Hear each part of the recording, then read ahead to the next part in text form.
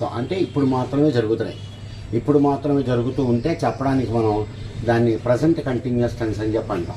Present continuous tense. I am writing, we are writing, you are sleeping, he is working, they are playing.